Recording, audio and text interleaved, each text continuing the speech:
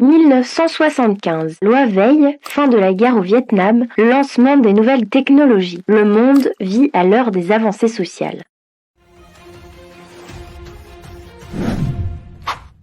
La France, en pleine transformation, vote l'une des premières lois majeures destinées à favoriser l'intégration des personnes en situation de handicap. Objectif, poser les bases de ce qu'on appelle aujourd'hui l'accessibilité universelle. La pensée du XXe est marquée par les effets des guerres et la volonté d'intégrer ou de réintégrer les personnes blessées dans le mouvement social. On se met à parler de handicap en laissant de côté des termes très effectifs, impotence, arriération, infirmité. Et 75 marque là l'aboutissement de premier processus par la loi de Simone Veil, grande loi d'orientation sur le handicap, qui fait de l'intégration dans tous les secteurs une priorité nationale. Elle pose des jalons dans tous les aspects du quotidien. L'obligation pour les établissements scolaires d'accueillir les enfants en situation de handicap, des aides pour l'insertion professionnelle, encourage l'accessibilité des bâtiments publics. Les premières classes spécialisées, aujourd'hui Ulysse, voient le jour à cette époque.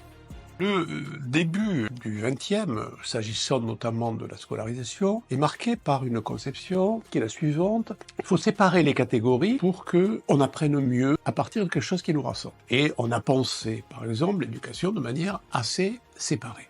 Des classes par catégorie de handicap. Puis à partir des années 60, on a considéré qu'il serait peut-être utile de permettre un brassage de ces catégories, de ces populations, de manière à ce que les unes stimulent les autres. Et entre 60 et 75, là, on a pensé à des structures, des classes d'adaptation ouvertes, des groupes d'aide psychopédagogique, ce qu'on appelait les GAP. La fameuse allocation aux adultes handicapés, AAH, est également lancée et constitue encore à l'heure actuelle la principale aide financière pour les personnes en situation de handicap ne pouvant pas travailler. Cette loi, dite Simone Veil, est une loi majeure qui a eu une influence très très forte sur la vision sociale et notamment en matière éducative. Ces lois procèdent aussi de dispositions internationales.